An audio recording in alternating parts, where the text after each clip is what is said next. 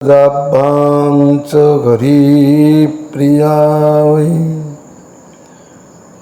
नारायणं नमस्कृत्य नरं चैव नरोत्तमं देवीं सरस्वतीं व्यासं ततो जयमुदीरयेत्। हरे कृष्ण कृष्ण कृष्ण हरे हरे हरे राम राम राम हरे हरे।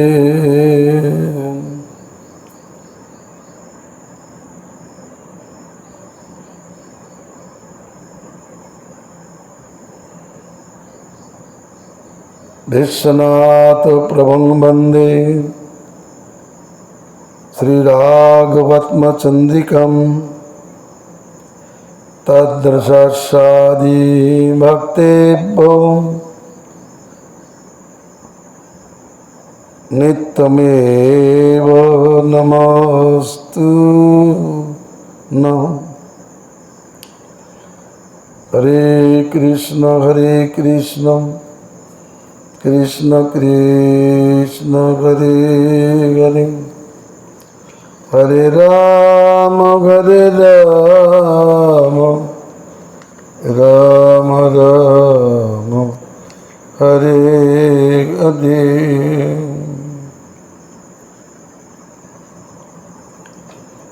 परम विजयते श्री कृष्ण संकीर्तनम श्री श्री कृष्ण चैतन्य चंद्र विजयते तमम्। श्री श्री राघवात्म चंद्रिका प्रथम प्रकाश। राग भजनकारीদের ভজনীয় বিষয়ের বিশদ ব্যাখ্যা আমাদের আলোচ্য বিষয়। রাগ ভজনকারীরা যে ভজন করেন তাদের 5টা ভেদ বিশ্বনাথ পাদ গান করেছেন।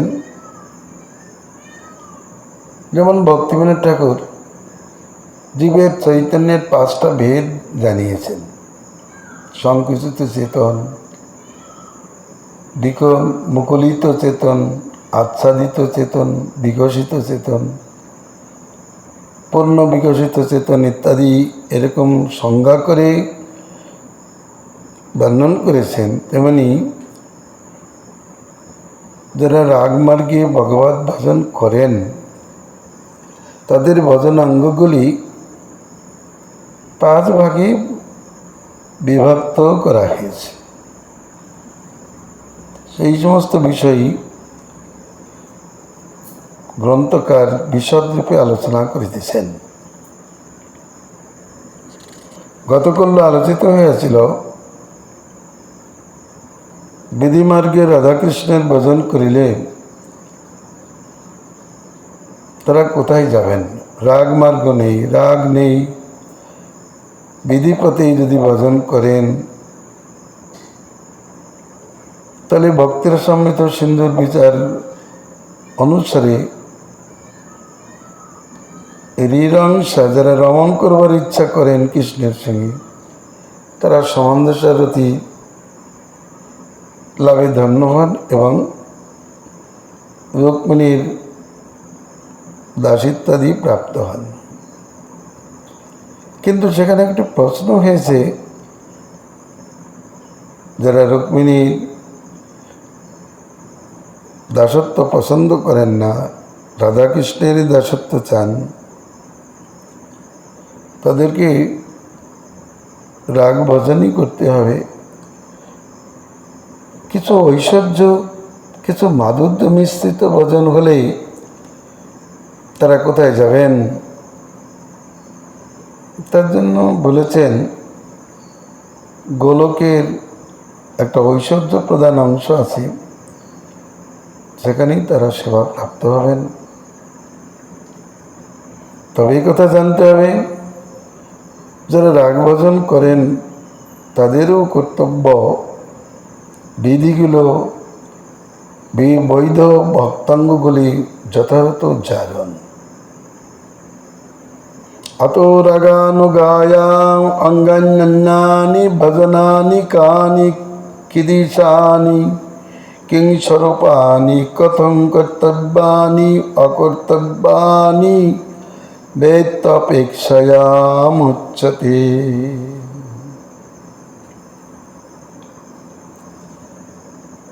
अनंतर रागानुग भक्ति অন্য কোন কোন অঙ্গ ভজনীয় এবং সেগুলি কি কি, তাদের প্রকারই বা কি, তাদের স্বরূপই বা কি, কর্তব্য কি অকর্তব্য কি, এইরূপ অপেক্ষায় বলিতেছেন সবিষ্ট ভাব মায়ানি সবিষ্ট ভাব সম্বন্ধীনি সবিষ্ট ভাবানুকূলানি सविष्ट भावाविरुद्धानि सविष्ट भाव विरुद्धानि इति पंचविधानि भजनानि शास्त्रे दृश्यन्ते।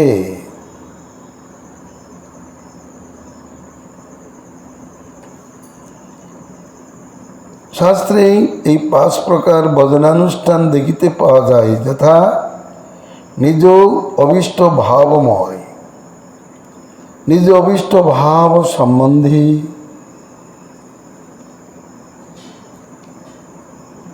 নিজ অভিষ্ট ভাব সম্বন্ধে, এগুলো ভালো করে সাংসারিক জীবও ভালো বুঝতে পারবেন। নারীর পক্ষে পতির সঙ্গে যাদের সম্বন্ধ আছে তারা সম্বন্ধীর মধ্যে গণ্য।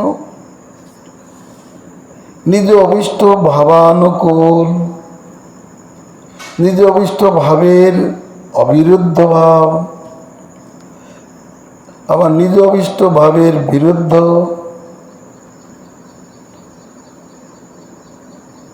তার মধ্যে কতকগুলি সাধ্য সাধন উভয়বিধ।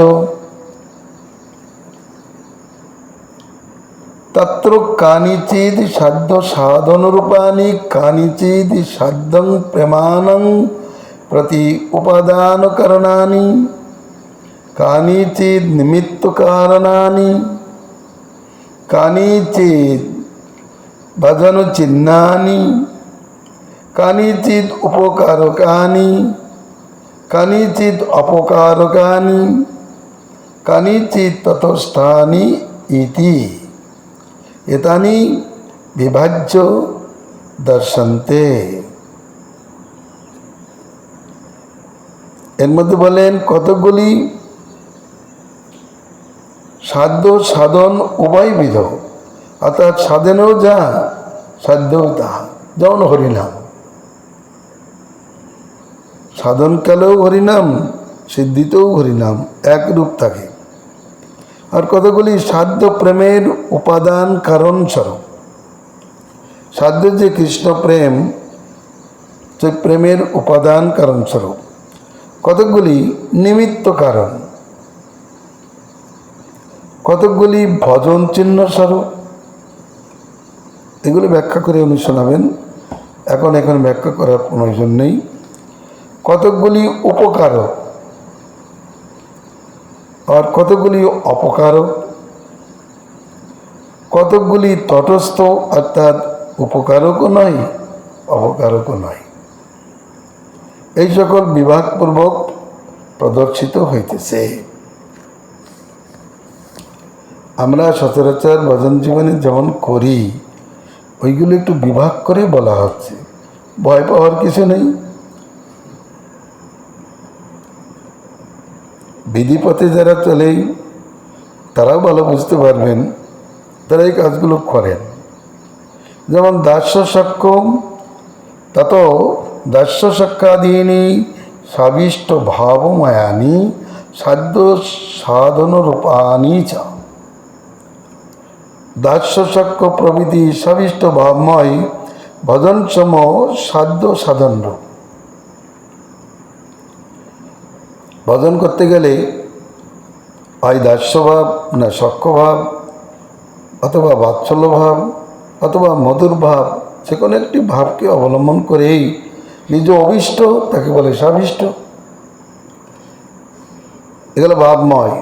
এই ভজনগুলি সাধ্য সাধনর। এবার এটা সাধ্যও বটে, এটা সাধনও বটে। শ্রী গুরু পদাশ্রয় থেকে আরম্ভ করিয়া মন্ত্র জপ ও ধ্যানাদি পর্যন্ত কয়েকটি ভজনানুষ্ঠান সাধ্য প্রেমের উপাদান কারণ বলিয়া ভাব সম্বন্ধী বলা হয়। এখন দাস্যসক্ষ ভাবে ভজন করবেন, এটাও সবিষ্ট ভাবময় ঠিকই, কিন্তু এইগুলো করতে গেলে, ভজন করতে গেলে গুরু পদাশ্রয়ের তো প্রয়োজন, মন্ত্র জপের তো প্রয়োজন।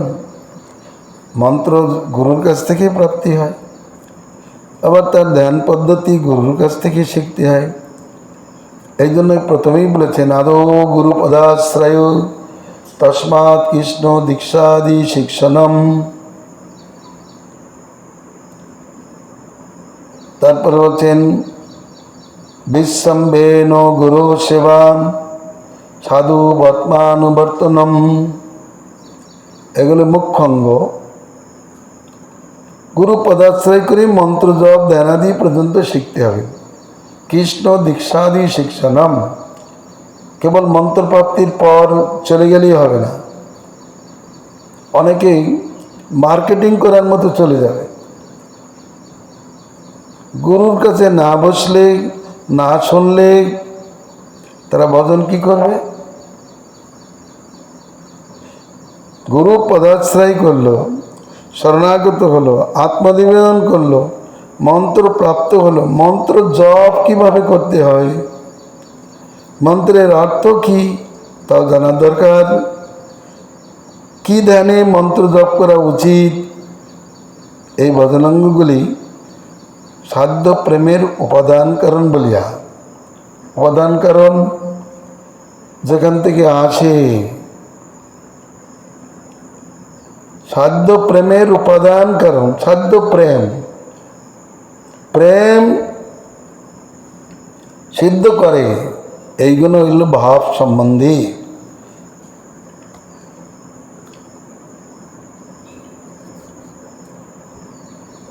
সাধ্য প্রেমকে সিদ্ধ করে যে, তাহলে হলো ভাব সম্বন্ধী বিষয়। যেমন গুরু পদাশ্রয়ত মন্ত্র জপ ধ্যানাদীনি সাধ্য প্রত্যুপদান কারণত্বৎ ভাব সম্বন্ধীনি জপের নিত্যম অনন্যধি ইত্যাদুক্তে নিত্য কৃতানি জপ সবিষ্ট সংসর্গী কৃষ্ণ নাম মহামনু ইতি গণোদ্দেশ দীপিকা উক্তে।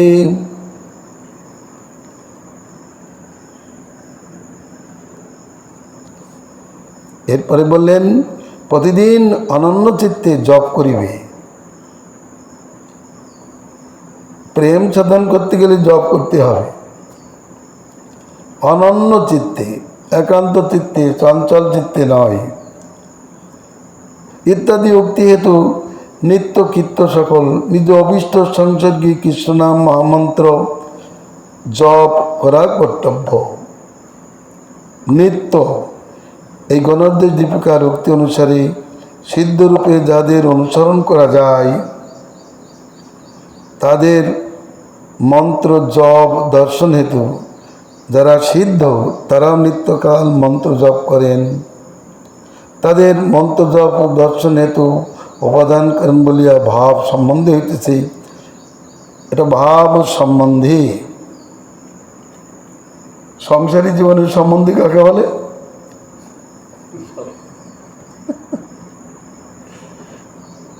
খাস বাংলায় যাকে শালা বলে,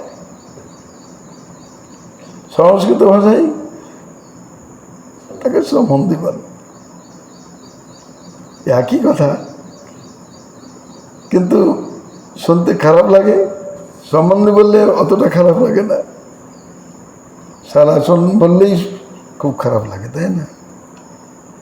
যারা মূর্খ লোক, তার মূর্খামি দেখে বললেন তুই একটা বরাহ নন্দন, সে মনে করলো আমার কত প্রশংসা করলো। কিছুদিন পর তাকে বলে তুই শুয়োরের বাচ্চা। শুনেই তার রাগ চড়ে গেল। সে বলল কি, আমাকে শুয়োরের বাচ্চা বললে? একজন পণ্ডিত বলল, রাগ করিস না, শোন, সেদিন যে বরাহনন্দন বলল তাদের তোর এত আনন্দ হলো কেন? বরাহনন্দন মানে কি জানিস তো? যাকে শুয়োরের বাচ্চা বলে সংস্কৃত ভাষায় তাকে বরাহনন্দন বলে।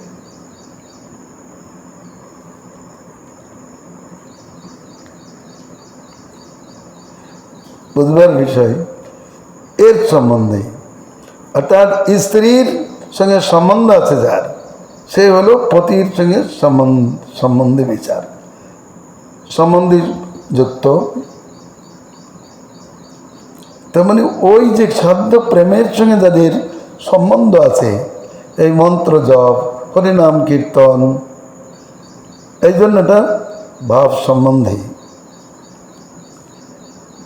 এই স্থলে সাবিষ্ট সংসর্গী কৃষ্ণনাম মহামন্ত্র কি তাই বলিতেছেন।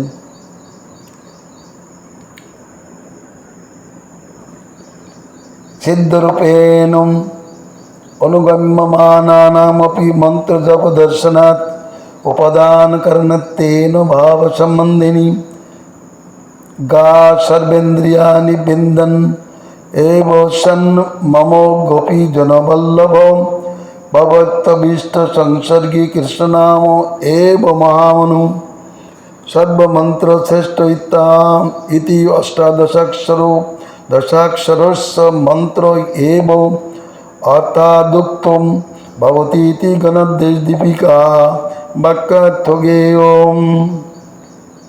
শিব ভাবোচিত নাম রূপ গৌণ লীলাদিশ শ্রবণ কীর্তনাদিনী উপাদান কারণত্বাদ ভাব সম্বন্ধিনী। এখন যারা বিরক্ত হয়ে যাবে, তাদের ধৈর্য নেই, তারা বলবে অত শুনে আমাদের লাভ কি? এই ধরনের যারা পাকা, তারা কোনোদিন ভজন সিদ্ধি লাভ করতে পারবে না। যারা বিরোচনের মতো পাকা হয়েছে, তারা কোনোদিন আত্মজ্ঞান লাভ করতে পারবে না। ইন্দ্রের মতো ধীর হতে হবে, তবে আত্মজ্ঞান লাভ করতে পারবে। বিরোচনের কথা গুরুর কাছে যাব, যেমন বাজার করতে যাব, দোকানদারের কাছ থেকে কিনে চলে আসবো, অপেক্ষা করবো কেন, অত লাইন দেবো কেন? বিরোচনার ইন্দ্র তারা আত্মতত্ত্ব জানবার জন্য ব্রহ্মার কাছে গিয়েছিলেন। ব্রহ্মা বললেন, তপস্যা বিনা এই বিষয়টা জানতে পারবে না, তপস্যা করো। 30 বছর তপস্যা করে আসলেন। ব্রহ্মা বললেন, দেহই আত্মা। আত্মা কি? দেহই আত্মা। বিরোচন চলে গেল ওষুধদের কাছে।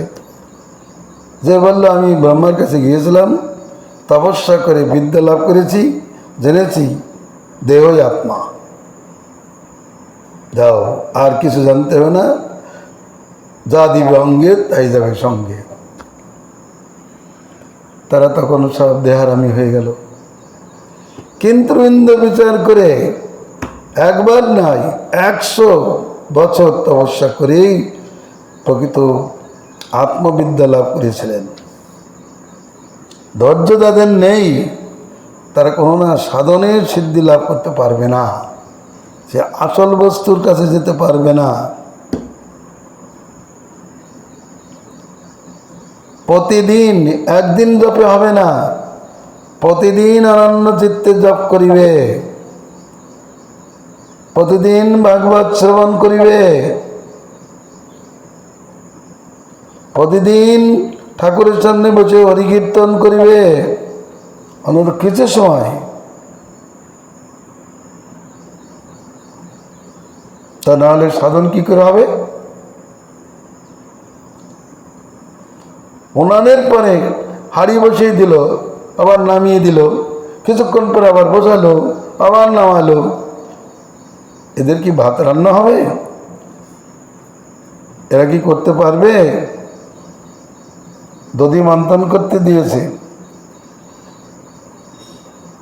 বলেছে দধি মন্থন করো, ঘর ঝাড় দাও, বাসন মাজো, রান্না করো। শাশুড়ি মায়ের আজ্ঞা, বধূ ওই কাজ আরম্ভ করেছে। দধি মন্থন করে 2বার 10 বার টেনে ঝাড় দিতে আরম্ভ করে দিল। আবার কিছুক্ষণ পরে এসে 2-10 বার ঘুরিয়ে নিল। বলেছে 200-250 বার ঘোরালে মাখন উঠবে। ও গুনছে। এরপরে কিছুক্ষণ পরে 2-10 বার ঘুরিয়ে বাসন মাজতে গেল। সেখান থেকে এসে আবার 2-10 বার ঘোরালো। কিছুক্ষণ পরে অন্য কাজ করতে গেল।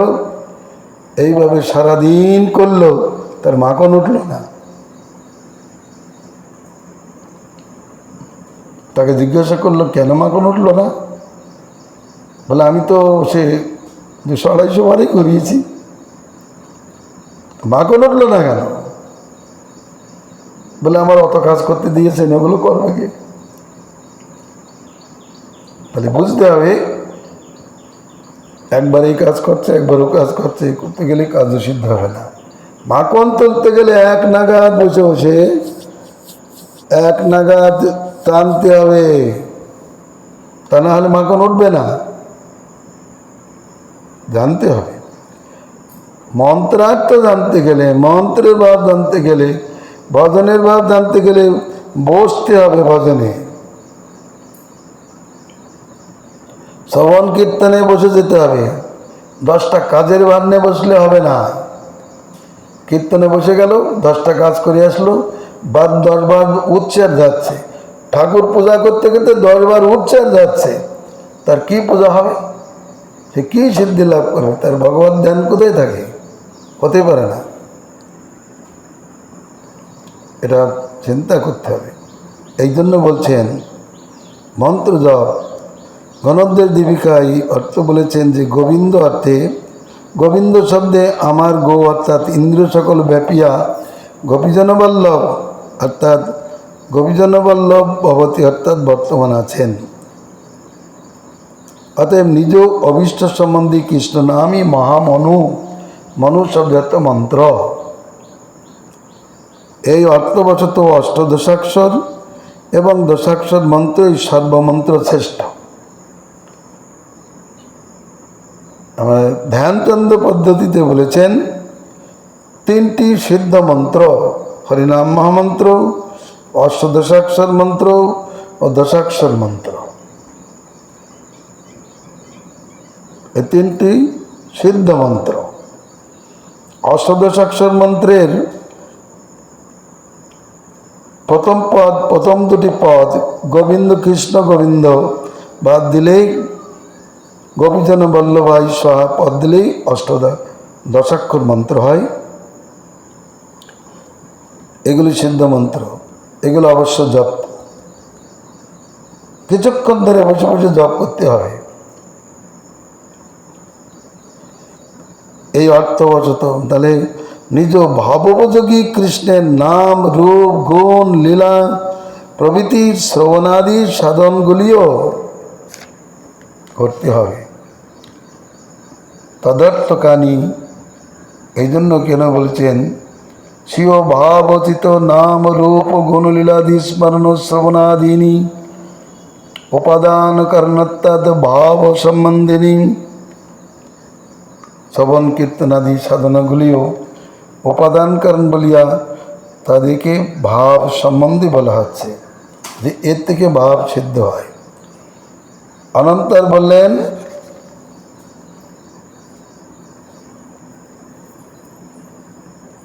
নামানি রূপানি তদর্থকানি গায়ন বিলজ্জ বিচরে দসঙ্গম। 11 স্কন্ধে বলেছেন লজ্জাদি পরিত্যাগপূর্বক সঙ্গরহিত হইয়া শ্রীকৃষ্ণ অর্থ প্রকাশক নাম ও রূপ মাধুর্য গান করিয়া বিচরণ করিবে।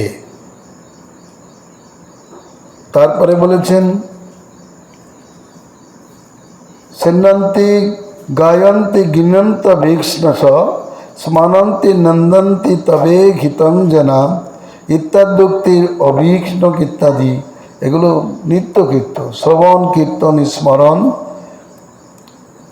এগুলি নিত্য কর্তব্য, একদিনের নয়, দুদিনের নয়।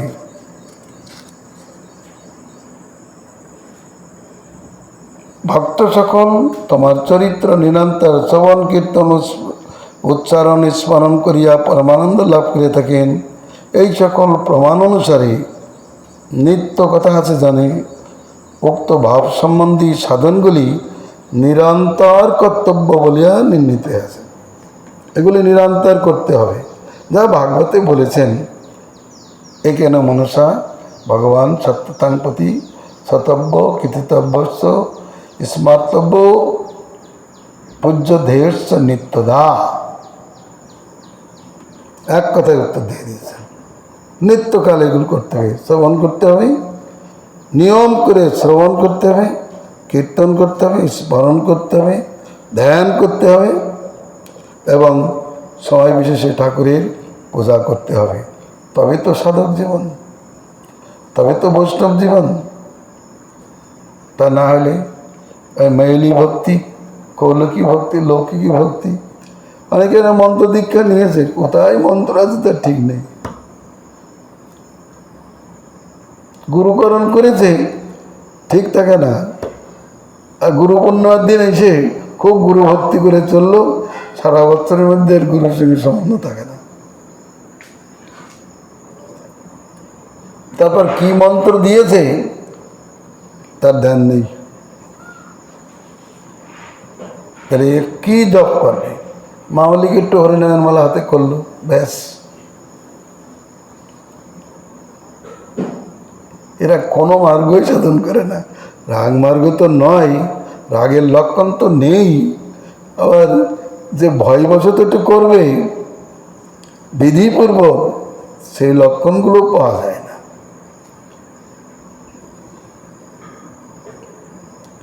এদের ভজন সাধন দেখা দেখি ভাবে, সকলে হরির নাম করে, আমি একটু করি, ব্যাস। ওর ভিতরে প্রবেশ করে না, সাধুগুরুর সন্নিধানে থাকে না, বসে না। সাধুগুরুর কাছে আসলেই নিজের কাছে ব্যস্ত থাকে।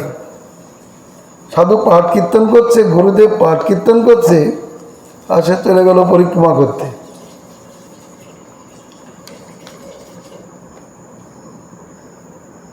এখন তার পরিক্রমা হচ্ছে বড়,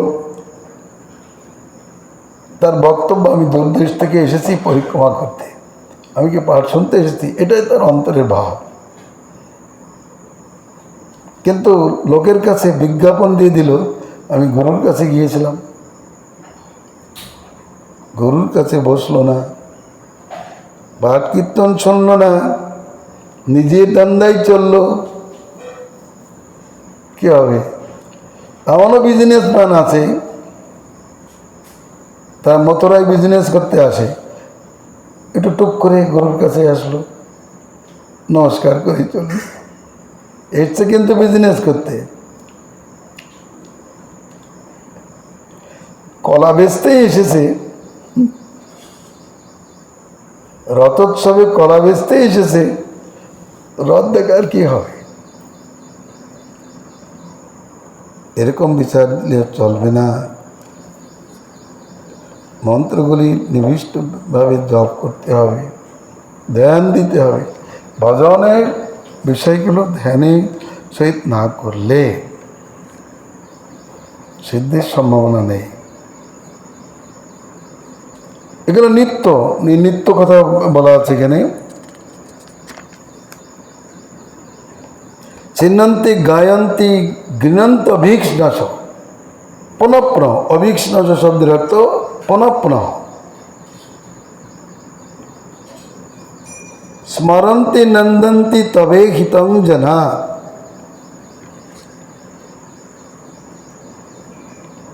কুন্তী দেবী বলছেন, হে কৃষ্ণ, তোমার ভক্ত সকল তোমার চরিত্র নিরন্তর শ্রবণ কীর্তন স্মরণ করিয়া পরমানন্দ লাভ করিয়া থাকি।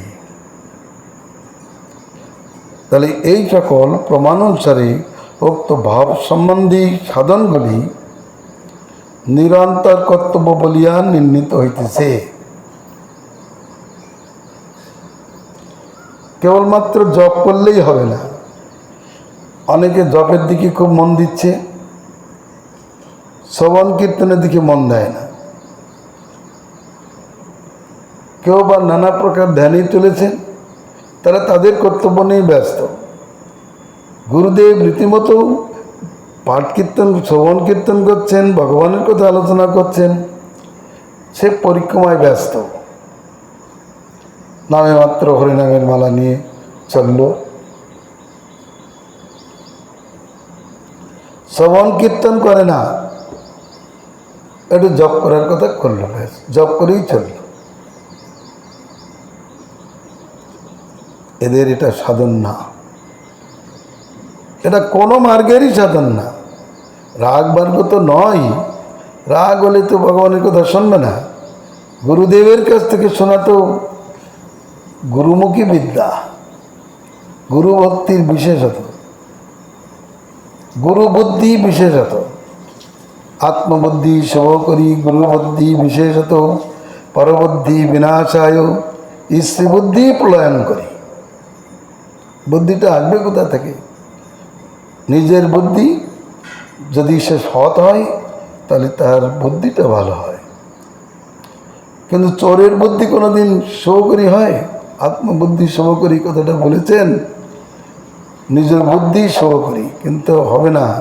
চোর বা লম্পটের বুদ্ধি কোনোদিন শুভকরী হয়? কোনোদিন হতে পারে না।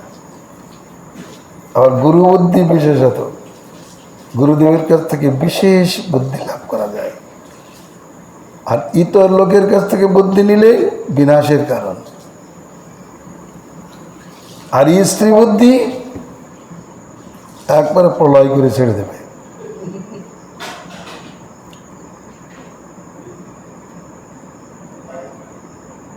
ভগবুদ্ধি স্ত্রৈনতে, স্ত্রী যদি খুব ভক্তিমতী হয় তাহলে তার কাছ থেকে বুদ্ধি নিলেই সে তরে যেতে পারবে।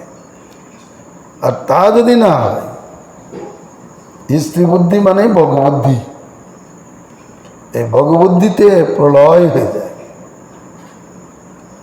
অতএব আমার জানা থাকিলেও গুরু বৈষ্ণবের কাছে বসতে হবে। আমরা সদাচার দেখেছি,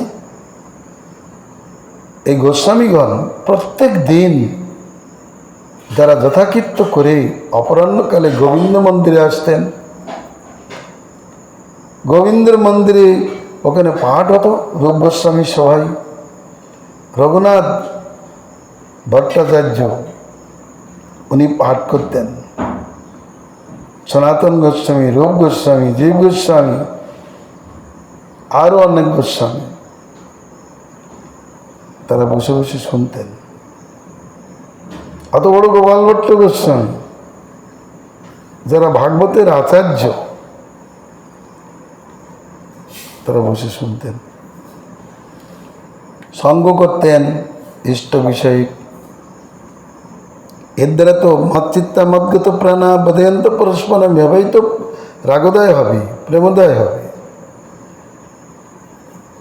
মন্ত্র নিয়ে নিজের মতো নিজে জপ করে চলে, কোনো সাধু সঙ্গ করে না। আবার কত লোকের বিচার, কার সাধু, কোন সাধুর সঙ্গ করব? তার অন্তরে ভাব আছে আমার থেকে আর বড় সাধু কে আছে, আমার থেকে আর বড় সাধু কে আছে? কারণ আমি লক্ষ লক্ষ নাম জপ করি, আমি একবার দুবার কেন 3 বার পরিক্রমা করি, আমার থেকে বড় সাধু কে আছে? তার অন্তরে ভাবনা। সেই জন্য তো অন্য সাধুর সঙ্গ করতে চায় না। এমনকি অন্তরের কথা আর কি বলবো, এমনও দুর্বুদ্ধিযুক্ত আছে, আমি তো 2টো পরিক্রমা করি, আমার গুরুদেব 1টাও পরিক্রমা করে না, এরকম ভাবনাযুক্ত লোকও আছে। তারা কি গুরুর কাছে বসে কথা শুনতে পারবে? পারে না। শ্রবণ কীর্তন করতে পারবে না। তা না যদি করে ভাবোদয় হবে কি করে? পরস্পরানুকথনং পাবনং ভগবজ্জাস মিতরতি মিততুষ্টি নিবৃত্তি মিতমাত্মা নয় তো ভাগবত বলছেন। এটা তো সাধন। যেমন নিজ প্রিয় নাম কীর্তনে ভাবোদয় হয়, আবার সৎসঙ্গ হইতে ভাবোদয় হয়। এটা সহজে উদয় হয়। এই জন্য শ্রবণ কীর্তনাদি কীর্তন তো করবে, শ্রবণ করো আগে। শ্রবণাং সর্বধর্মেভ্য বরং মান্যে তবদনা। নারদ বলেছেন সমস্ত ধর্মের থেকে শ্রবণ শ্রেষ্ঠ। কারণ বৈকুণ্ঠস্থ যত কৃষ্ণ শ্রবণাদেব লভ্যতে।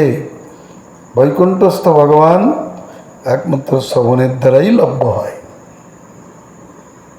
অতএব শ্রবণের দিকে ধ্যান দিতে হবে। নিজের জানা থাকলেও শ্রবণ করতে হয়, কারণ এটা সাধুর চরিত্র। শ্রীমান মহাপ্রভু কি সাধ্য সাধন জানতেন না? তার জন্য তাকে রামানন্দের কাছে শুনতে হবে? কেন শুনতেন? এটা সাধুদের রীতি। কলাগ্রামবাসীর ভক্তদের নিয়ে একটা বৈঠক হয়েছিল জনলোকে। সেখানে তো বড় বড় মহান্তরা ছিলেন। তাদের মধ্যে থেকে একজন পাঠক পাঠ করেছিলেন, আর সকলে বসে বসে শুনেছিলেন। এই সুখদেবের সবাই, ব্যাসদেব ছিলেন, নারদ গোস্বামী ছিলেন, পরাশর ছিলেন, গৌতম, শক্তি, এত বড় বড় মহান্ত। চারজন বেদের আচার্যও ছিলেন, তারাও শুনেছেন। অতএব শ্রবণ কীর্তনাঙ্গ বাদ দিলে হবে না। ভক্তি ভজনের স্বার্থে শ্রবণ কীর্তন বন্ধন করলেই সে ভজনে উন্নতি লাভ করতে পারবে না। গোবিন্দ মঙ্গলম। এই জন্য বলেন এই ভাব সম্বন্ধীগুলো নিত্যকৃত্য বলেই বলেছেন। প্রত্যেক দিন নিয়ম করে শ্রবণ কীর্তন, ত্রিসন্ধ্যা শ্রবণ কীর্তন ভাগবতে রেখেছেন। নারদ গোস্বামী বলছেন, আমি যে ব্রাহ্মণের ঘরে থাকতাম, সেই ব্রাহ্মণের বাড়িতে চাতুর্মাস্য উপলক্ষে সাধুগণ আসলে তারা ত্রিসন্ধ্যা হরিকীর্তন করতেন, আর আমি তাদের সেবায় ছিলাম। আমাকে আদেশ করেছিলেন, তুমি এদের সেবা করবে, এদের উচ্ছিষ্ট পাত্র স্থানটি পরিষ্কার করবে। আর মা বলেছিল সাধুগণ হরিকীর্তন করবে, তখন বসে বসে শুনবে। তার জন্য তো নারদমুনি ধন্য হয়ে গেছেন। যদি বলেন নারদ জানতেন না, সেই জন্য বসে বসে শুনেছেন, আমরা তো জানি। যা বলবে ও তো শুনেছি কত।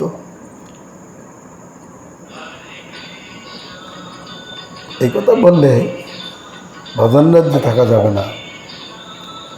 ওর থেকে রসাস্বাদ হয়, ওই শ্রবণের মধ্যে থেকেও রসাস্বাদ হয়। কিন্তু হ্যাঁ, অনেকে বলে থাকেন আমি প্রভুপাদের কাছে শুনেছি, তোদের কাছে আর কি শুনবো? বুদ্ধ তো হরিকথায় রুচি নেই। হরিকথায় রুচি থাকলে তিনি যেখানে হরিকথা পাবেন সেখান থেকে শুনবেন। হরিকথা তার প্রয়োজন, তার প্রভুপাদ প্রয়োজন না, তার অমুক পাদ, বিষ্ণুপাদ, ভাগবত পাদ, কোনো পাদ তার প্রয়োজন না।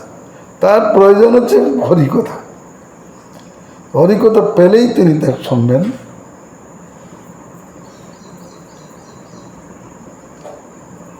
একটা সাপেক্ষ নিষ্ঠ ভক্তি আছে।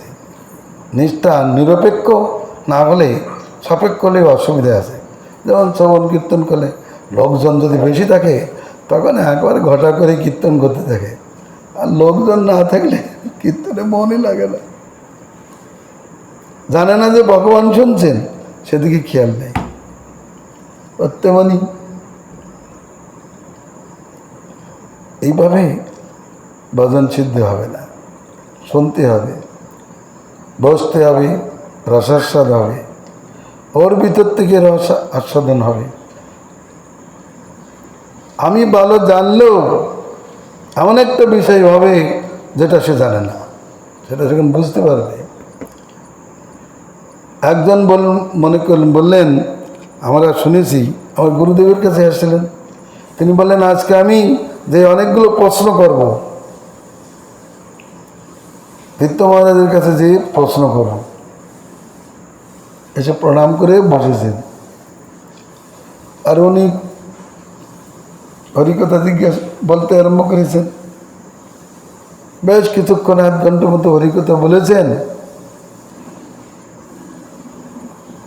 তারা বলছেন, কি জিজ্ঞাসা আছে বলো। তো বলতেছে, যা জিজ্ঞাসা ছিল তো সবই বলে দিলেন আপনি। আমি যে জিজ্ঞাসা নিয়ে এসেছিলাম তার উত্তর সবই পেয়ে গেছি। তাহলে বুঝতে হবে, বসাটা ধর্ম বিরাট। আগুনের কাছে বসলে যেমন শরীরটা গরম হয়ে যায়,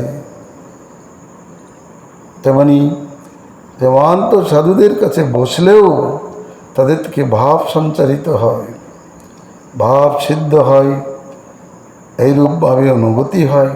অতএব সঙ্গবদ্ধভাবে কীর্তনের কথা বলেছেন।